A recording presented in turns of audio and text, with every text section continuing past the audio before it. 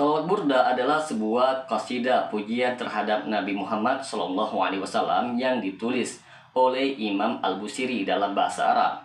Qasidah ini memiliki 160 bait dan dianggap sebagai salah satu karya sastra pujian terhadap Rasulullah yang paling terkenal di dunia Islam, khususnya dalam tradisi sufisme.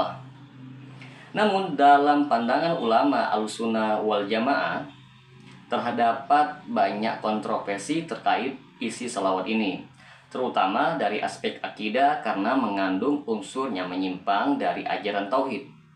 Beberapa bait di dalamnya dianggap melampaui batas dan bahkan mengarah kepada syirik, yaitu memberikan sifat-sifat ketuhanan kepada Nabi Muhammad SAW.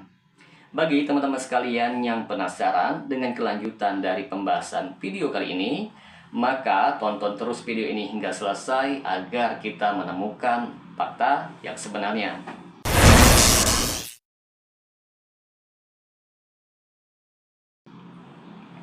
Assalamualaikum warahmatullahi wabarakatuh. Jumpa lagi dengan saya Rio Mulyadi di channel Manhaj Dakwah. Pada episode kali ini kita akan membahas tentang kesesatan sholawat burda. Teman-teman sekalian, di antara kandungan yang bermasalah dalam sholawat burda adalah yang pertama, berlebihan dalam memuji Nabi Muhammad SAW. Dalam beberapa bait, sholawat burda memberikan pujian yang sangat berlebihan kepada Nabi Muhammad SAW hingga mengarah kepada penyifatan yang hanya layak bagi Allah. Salah satu contohnya adalah bait berikut.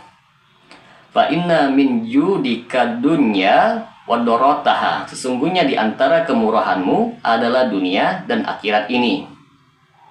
Kalimat ini secara jelas menyatakan bahwa dunia dan akhirat adalah bagian dari kemurahan Nabi Muhammad.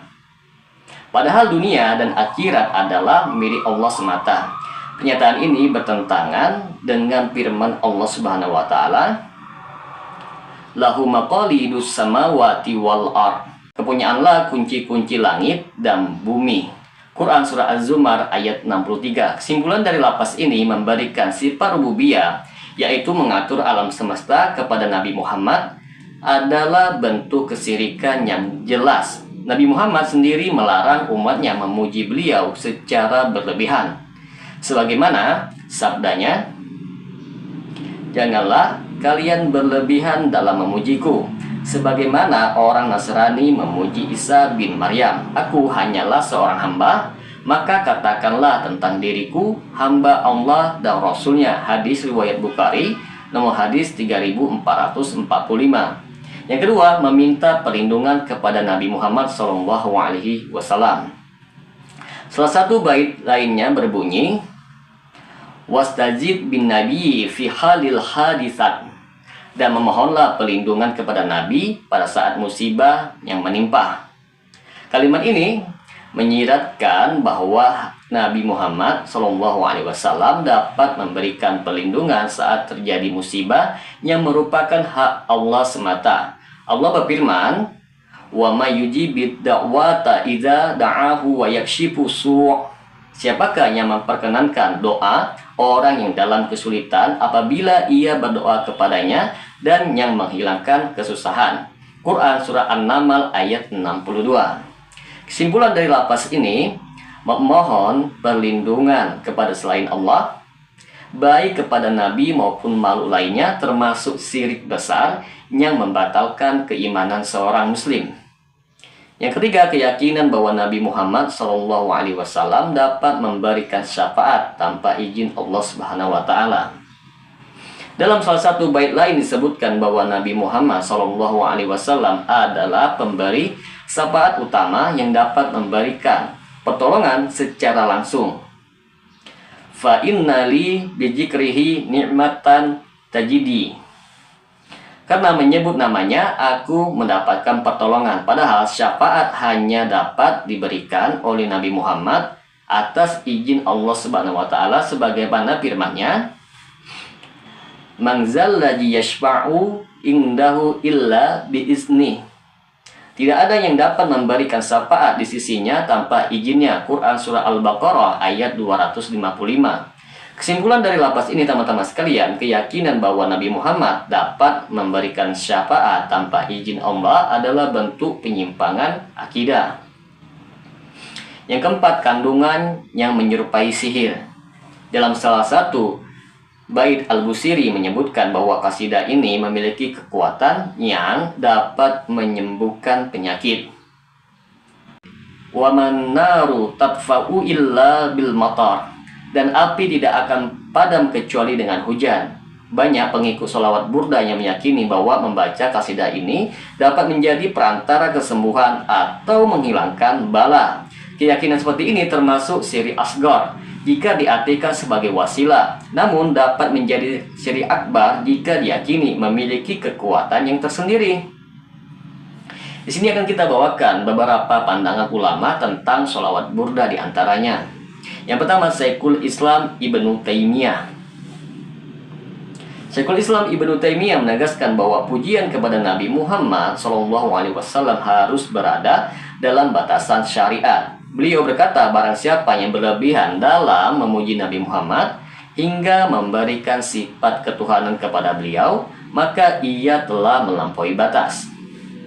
Yang kedua, Syekh bin Baz. Syekh Abdul Aziz bin Baz berkata, salawat burda mengandung banyak kesyirikan, terutama dalam aspek tawasul dan istighosah kepada Nabi Muhammad. Oleh karena itu, seorang muslim tidak boleh membaca atau menyebarkannya. Yang ketiga, Syekh Al-Albani. Syekh Muhammad Nasiruddin Al-Albani mengatakan bahwa qasidah seperti ini sering menjadi pintu masuk bagi kaum muslimin untuk terjerumus ke dalam bid'ah dan syirik. Maka dapat kita sampaikan di sini, teman-teman sekalian, yang pertama, menjauhi sholawat burda. Sholawat burda memiliki kandungan yang bertentangan dengan akidah umat Islam. Oleh karena itu, seorang muslim yang ingin menjaga tauhidnya harus menjauhi sholawat ini. Yang kedua, mengamalkan sholawat sesuai dengan sunnah. Rasulullah SAW telah mengajarkan sholawat yang benar seperti sholawat Ibrahimiyah yang dibaca di dalam sholat. Sholawat ini memiliki dasar yang sahih dan tidak mengandung unsur kesyirikan. Yang ketiga, meningkatkan pemahaman akidah. Penting bagi setiap muslim untuk belajar akidah dari sumber-sumber yang terpercaya agar terhindar dari penyimpangan. Yang keempat, mendoakan penulisnya. Imam Al-Busiri adalah manusia biasa yang tidak maksum. Kita mendoakan agar Allah mengampuni kesalahan beliau dan memaafkan kekeliruannya. Semoga dengan sedikit penjelasan ini dapat memberikan manfaat bagi teman-teman sekalian. Dan apabila channel ini dapat memberikan manfaat bagi teman-teman sekalian, silakan subscribe dan share. Semoga bermanfaat. Assalamualaikum warahmatullahi wabarakatuh.